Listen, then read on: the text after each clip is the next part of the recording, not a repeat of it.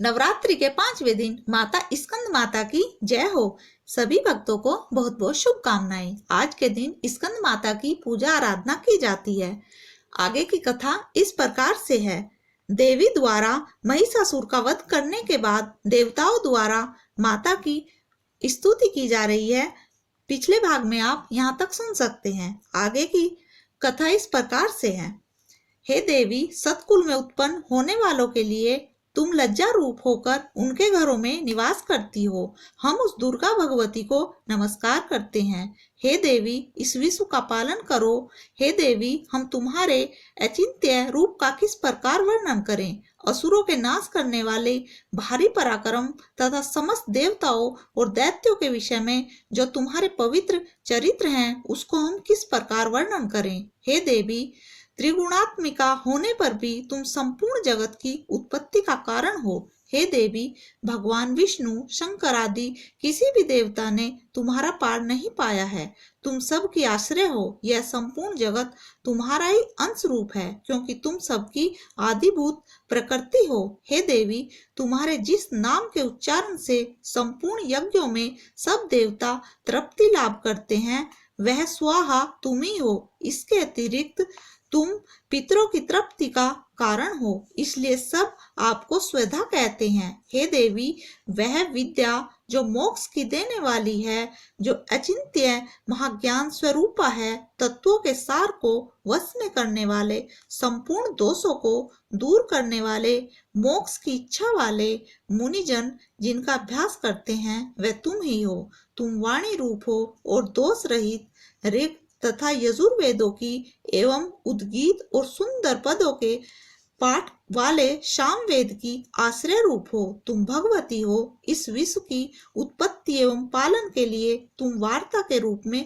प्रकट हुई हो और तुम संपूर्ण संसार की पीड़ा हरने वाली हो। हे देवी, जिससे सारे शास्त्रों को जाना जाता है, वह मेधा शक्ति तुम ही हो और दुर्गम भव सागर से पार करने वाली नौका भी तुम ही हो। लक्ष्मी रूप से विष्णु भगवान के हृदय में निवास करने वाली और भगवान महादेव द्वारा सम्मानित गौरी देवी तुम ही हो।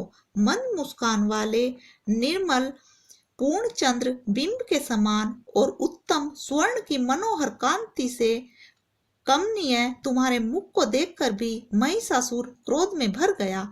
यह बड़े आश्चर्य की बात है। और हे देवी, तुम्हारा यही मुख जब क्रोध से भर गया तो उदय काल के चंद्रमा की भांति लाल हो गया और तनी हुई भौं के कारण विकराल रूप हो गया। उसे देखकर भी महिषासुर के शीघ्र प्राण नहीं निकल गए।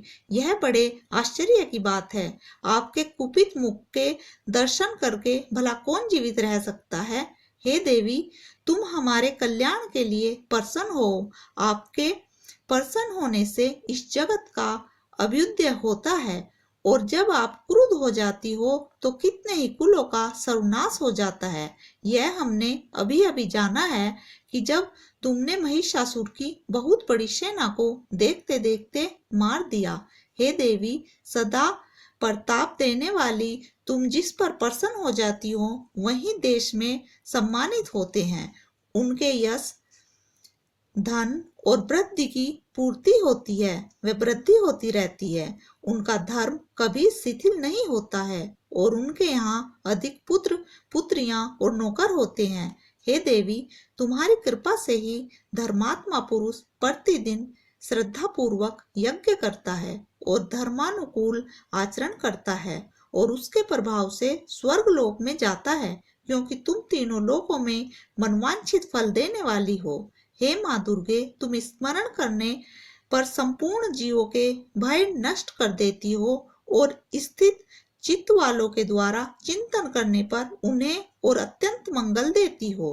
हे दारिद्र दुख नाशिनी देवी, तुम्हारे सिवा दूसरा कौन है। तुम्हारा चित्त सदा दूसरों के उपकार में लगा रहता है। हे देवी, तुम शत्रुओं को इसलिए मारती हो कि उनके मारने से दूसरों को सुख मिलता है। वे चाहे नरक में जाने के लिए चिरकाल तक पाप करते रहे हों, किंतु तुम्हारे साथ युद्ध करके सीधे स्वर्ग को जाएं, इसलिए तुम उनका वध करती हो। हे देवी, क्या तुम दृष्टिपात मात्र से समस्त असुरों को भस्म नहीं कर सकती? अवश्य ही कर सकती हो, किंतु तुम्हारा शत्रुओं को शस्त्रों के द्वारा मारना इसलिए है कि शस्त्रों के द्वारा मरकर वे स्वर्ग को जाएं। इस तरह से हे देवी, उन शत्रुओं के प्रति भी तुम्हारा विचार उत्तम है। हे देवी, तुम्हारे उग्र खड़ग की चमक से और त्रिशूल की नोक की कांति की किरणों से असुरों की आंखें फूट नहीं गई। इसका कारण यह था कि किरणों के शोभायमान तुम्हारे चंद्रमा के समान आनंद प्रदान करने वाले मुख, सुंदर मुख को वह देख रहे थे। हे देवी, तुम्हारा शील बुरे वृतांत को दूर करने वाला है और सबसे अधिक तुम हे माता, युद्ध भूमि में शत्रुओं को मारकर तुमने उन्हें स्वर्ग लोक में पहुंचाया है। इस तरह तीनों लोकों की तुमने रक्षा की है तथा उन उन्मत्त असुरों से जो हमें भय था उनको भी तुमने दूर किया है। तुमको हमारा नमस्कार है। हे देवी, तुम शूल तथा खड़ग से हमारी रक्षा करो तथा घंटे की ध्वनि और धनुष की टंकोर से भी हमारी रक्षा करो। हे चंडिके, आप अपने शूल को घुमाकर पूर्व, पश्चिम, उत्तर तथा दक्षिण दिशा में हमारी रक्षा करो। तीनों लोकों में जो तुम्हारे सौम्य रूप हैं तथा घोर रूप हैं, उनसे हमारी रक्षा करो तथा इस पृथ्वी की रक्षा करो। हे अंबिके, आपके कर पल्लवों में जो खड़ग, शूल और गदा आदि शस्त्र शोभा पा रहे हैं, उनसे हमारी रक्षा करो। महर्षि बोले कि इस प्रकार जब सब देवताओं ने जगत माता भगवती की स्तुति की और नंदनवन में पुष्पों तथा गंध अनुलेपनों द्वारा उनका पूजन किया और फिर सबने मिलकर जब सुगंधित व दिव्य धूपों द्वारा उनको सुगंधित निवेदन किया, तब देवी ने प्रसन्न होकर कहा, हे देवताओं, तुम सब मुझसे मनवांछित वर मांगो। देवता बोले, हे भगवती, तुमने हमारा सब कुछ कार्य कर दिया है। अब हमारे लिए कुछ भी मांगना बाकी नहीं रहा है, क्योंकि तुमने हमारे शत्रुओं महिषासुर को मार डाला है। हे महेश्वरी, तुम इस पर भी यदि हमें कोई वर देना चाहती हो तो बस इतना वर दो कि जब जब हम आपका स्मरण करें तब तब आप हमारी विपत्तियों को हरण करने के लिए हमें दर्शन दिया करो।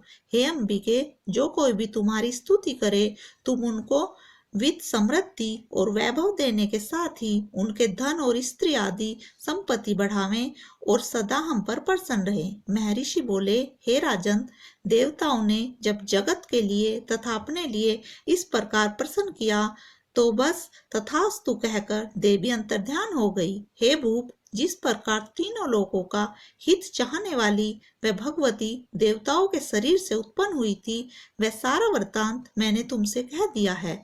और इसके पश्चात दुष्ट असुरों तथा शुंभ निशुंभ का वध करने और सब लोगों की रक्षा करने के लिए जिस प्रकार गौरी देवी के शरीर से उत्पन्न हुई थी, वह सारा वृतांत मैं यथावत वर्णन करता हूँ।